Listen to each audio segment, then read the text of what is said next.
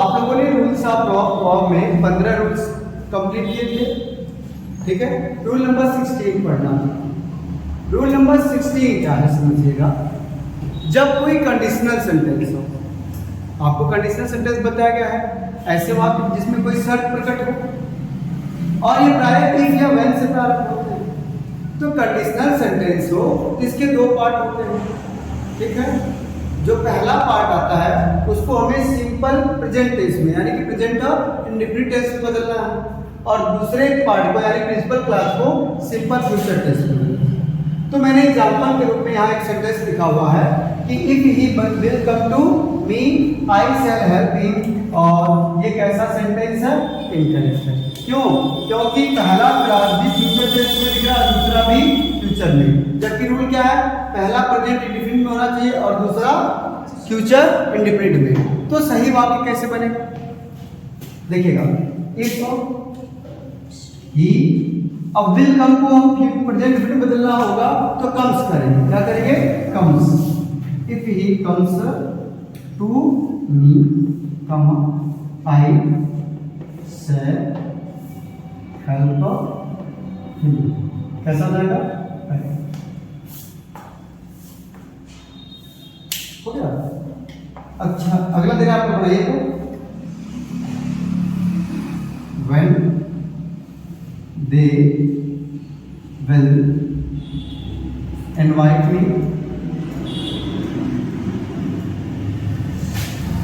I will go there. I will go there. When they will invite me, I will go there.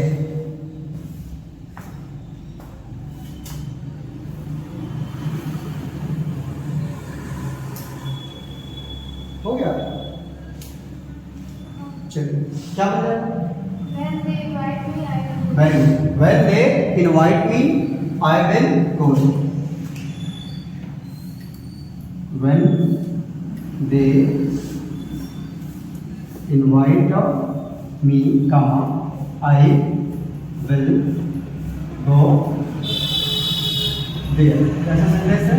Correct. इस rule में कोई problem? आपको सिर्फ देखना है ना कि दोनों क्लास कैसे हैं, और परीक्षा में इनकरेक्ट जब भी करेगा ना तो इसको भी फ्यूचर में कर देगा, क्योंकि आपको ऐसा दिख ही रहा है ना।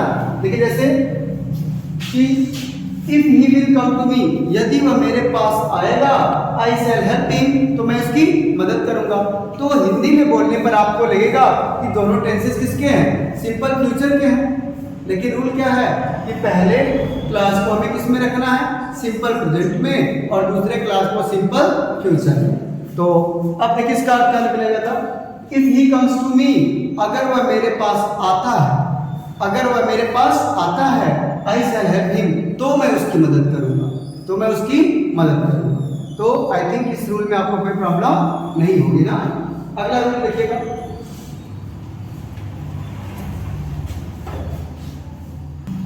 तो क्या देखा कि रूल नंबर जो 17 है, यह बहुत ही महत्वपूर्ण रूल है।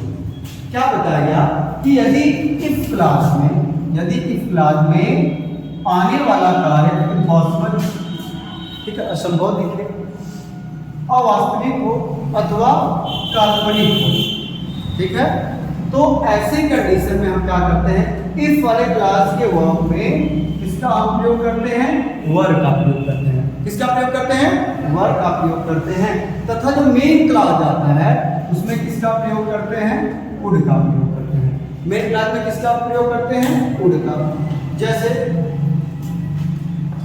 आप बहुत कंडीशन सेंटेंस देखते हैं, इसे कहते हैं काश मैं भारत का प्रधानमंत्री होता तो मैं सबकी मदद करता।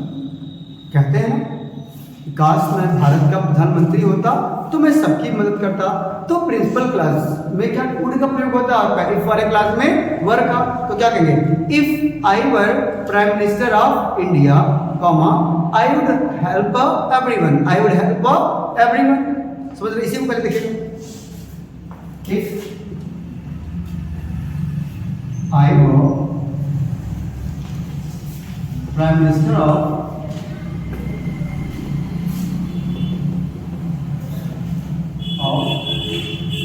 India, I would help everyone।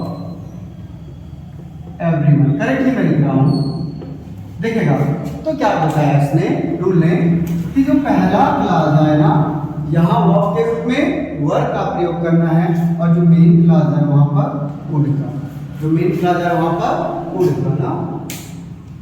कर पाएंगे ना सर? बोले आप बनाएंगे?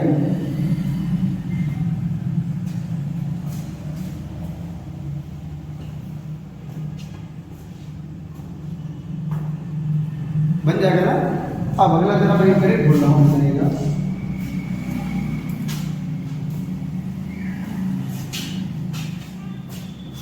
If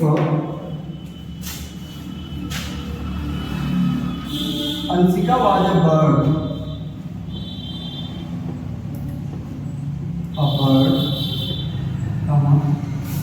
she will fly in the sky। कैसा है? इनकरेक्ट। ठीक है, बन जाएगा। देखिएगा जरा तो,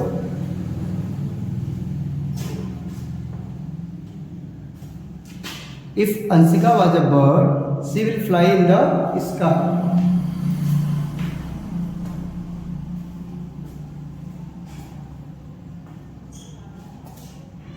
और काल्पनिक है ना?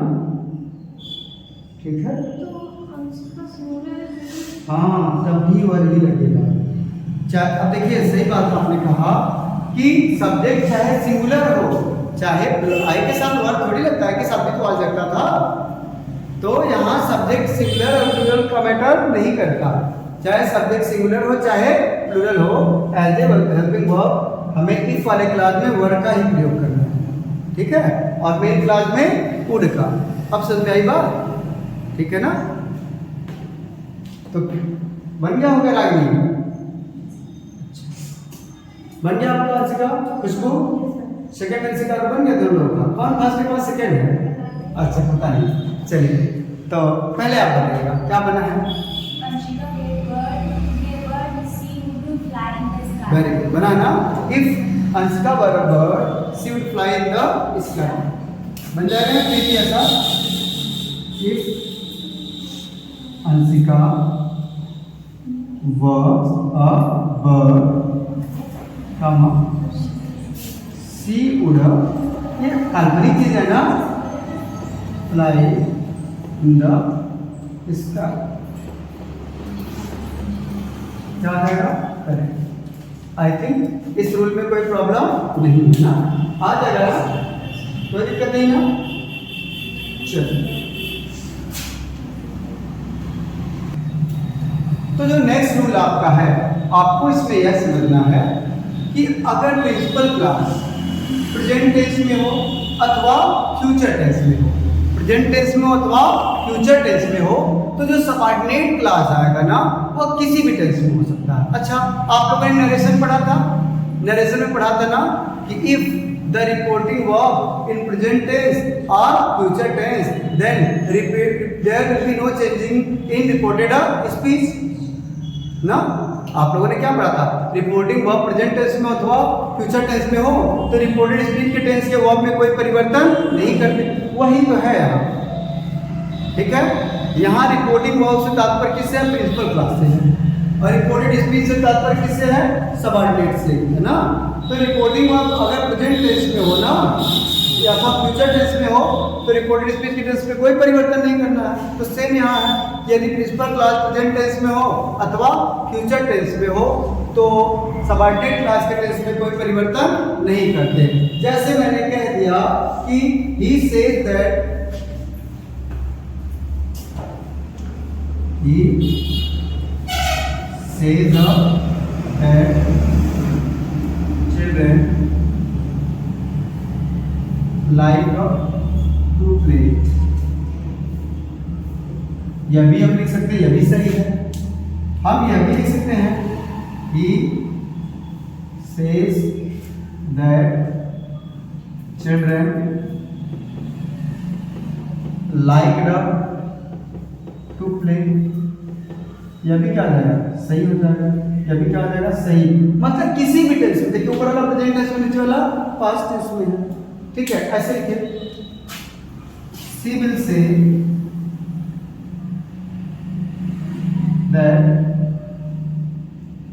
that we went up to Agra, ठीक है। और क्या लिख सकते हैं, she will say that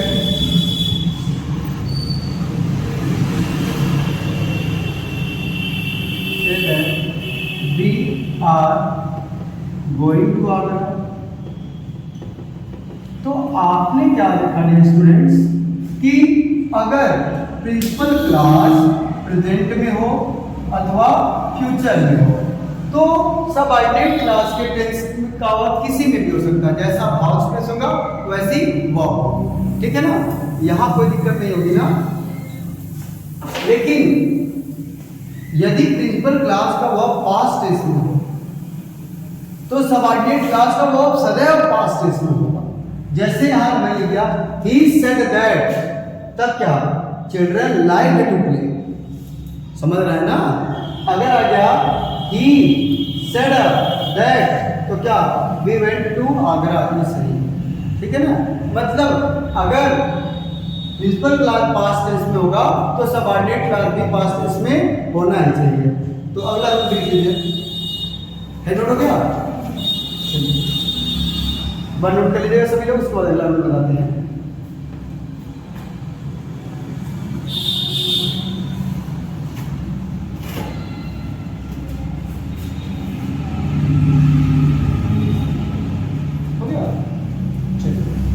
बता दें कि यदि प्रिंसिपल क्लास पास्ट टेंस में हो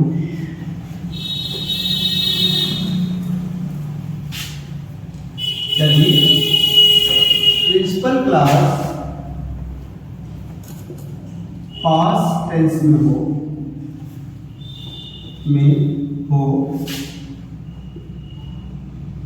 तो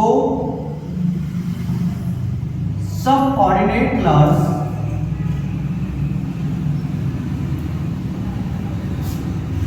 भी पास्ट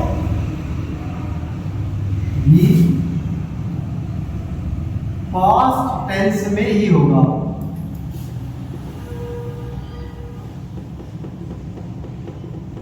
पास्ट टेंस में ही होगा। यदि प्रिंसिपल क्लास का वर्ब पास्ट टेंस में हो तो सबऑर्डिनेट क्लास का वर्ब भी पास्ट टेंस में ही होगा। जैसे मैंने कह दिया, पहले हिंदी समझिएगा, आप लोग ट्रांसलेशन जरा बताइएगा कि मैंने कहा कि मैं आजमगढ़ जा रहा हूं, इसका ट्रांसलेशन क्या हो? हाँ, मैंने कहा कि मैं आजमगढ़ जा रहा हूं। ही कहा होगा, मैंने कहा, हाँ बोले, हाँ यही तो गलती है। आपने बताया कि I said that I am going to Azamgarh, और नियम अभी सामने मैंने भी तुरंत लिखा है कि यदि प्रिंसिपल क्लास, यही देखिए, आई सेड दैट, किसी से आप पूछेंगे नॉर्मल, जिनको सिंटैक्स की नॉलेज नहीं होगी वो यही बताएगा कि I said that I am going to Azamgarh, ठीक है। ये इनकरेक्ट सेंटेंस है। क्यों इनकरेक्ट सेंटेंस है?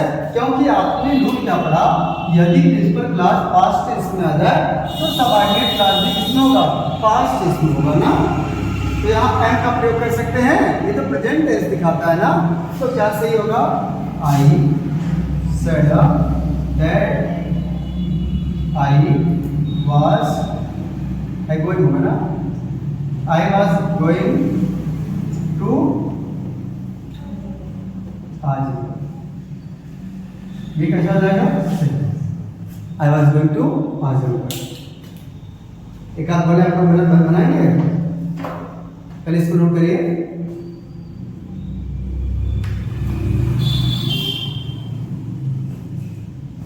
आता है बेटा से,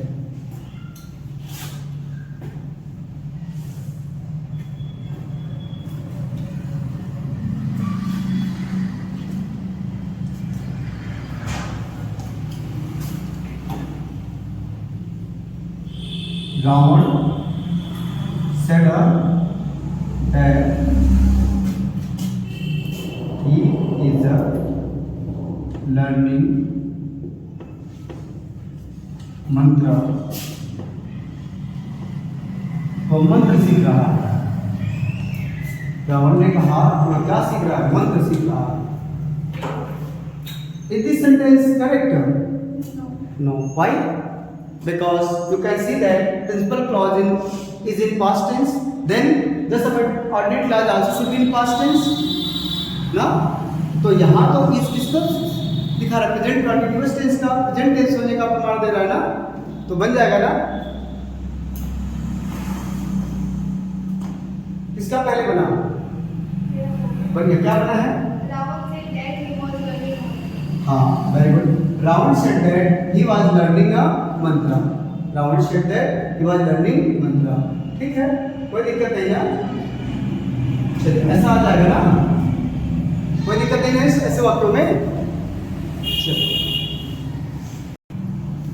और इसी नियम के अंतर्गत एक और नियम है, कब प्रिंसिपल क्लॉज पास्ट टेंस हो और सबऑर्डिनेट क्लॉज में परिवर्तन नहीं करते हैं। इसके लिए थोड़ा सा एक्सेप्शन है, अपवाद है। अपवाद में क्या क्या आप जानेंगे कि अगर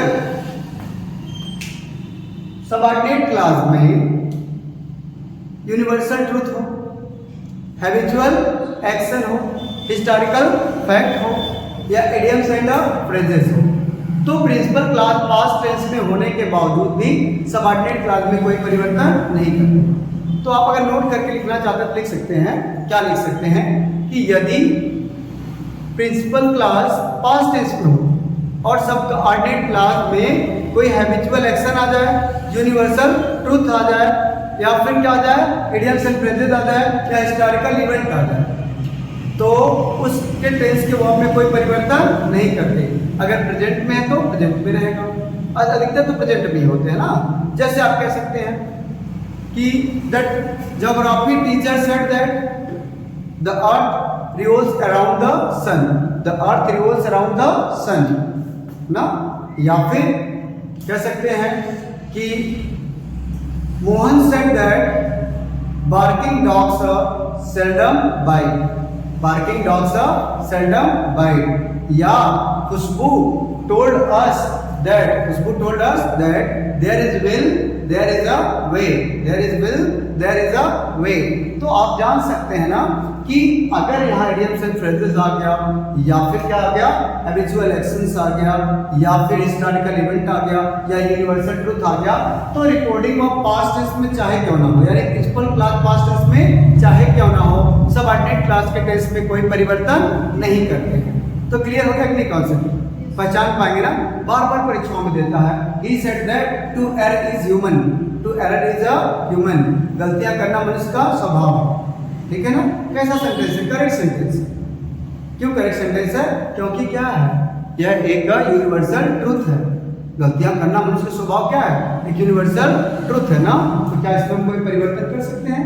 नहीं कर सकते। ठीक है, तो रूल नंबर 20 इसको मतलब मैं लिखवा नहीं रहा हूं आपसे ना, हो जाएगा ना। चलिए,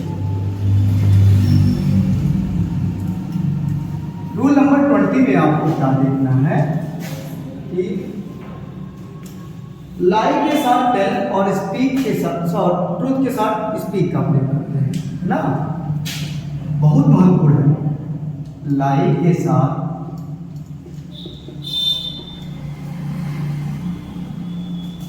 टेल और ट्रूथ के साथ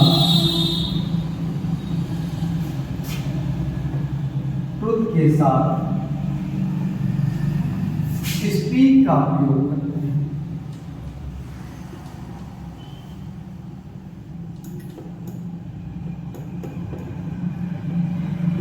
और ये केवल इतना ही नहीं है, इनके साथ आर्टिकल भी परिवर्तित होता है। जैसे अगर कहना हो कि वह झूठ बोल रही है, ठीक है, तो हमें क्या लिखना होगा? She is a telling a lie. ठीक है, ये सही करेक्ट सेंटेंस है। लेकिन अगर हमें कहना हो कि वह सच बोल रही है, तो क्या लिखेंगे? She is speaking the truth, she is speaking the truth. ये भी सी है।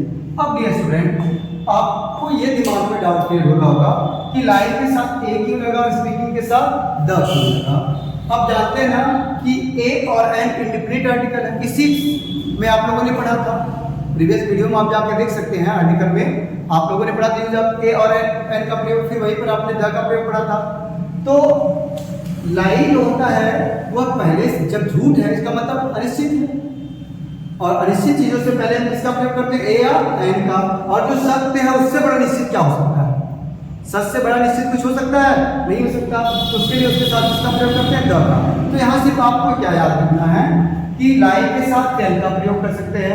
अगर ये नहीं कर सकते कि वह सच बोल रहा है तो he is telling the truth ना, सच बोलने के लिए स्पीकिंग का, स्पीक का प्रयोग करते हैं, और झूठ बोलने के लिए टेल का प्रयोग करते हैं। तो आई थिंक यह रूल आपको क्लियर हो गया होगा, कोई प्रॉब्लम नहीं है ना। चलिए एक छोटी सी चीज और देख लेते हैं।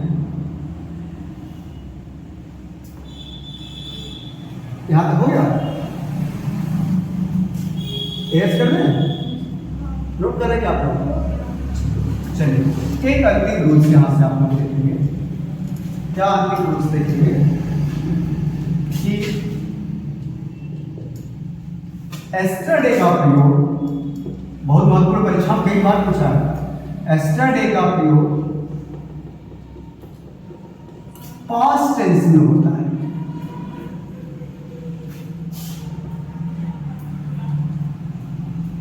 एस्टरडे का प्रयोग पास्ट टेंस में होता है, जबकि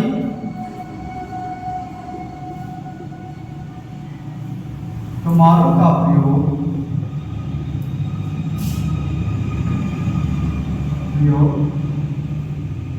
फ्यूचर टेंस में होता है,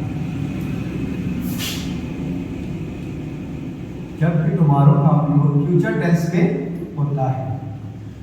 एस्टरडे का प्रयोग पास्ट टेंस में, और टुमारो का प्रयोग फ्यूचर टेंस में, और टुडे का प्रयोग सभी टेंसेस में, टुडे का प्रयोग सभी टेंसेस में, ठीक है ना। जैसे they went to Agra yesterday, they went to Agra yesterday. अगर परीक्षा में आप टुमारो कर देगा तो क्या आ जाएगा, गलत हो जाएगा। क्यों, क्योंकि वेंट किसको दिखा रहा है, पास्ट टेंस को दिखा रहा है ना।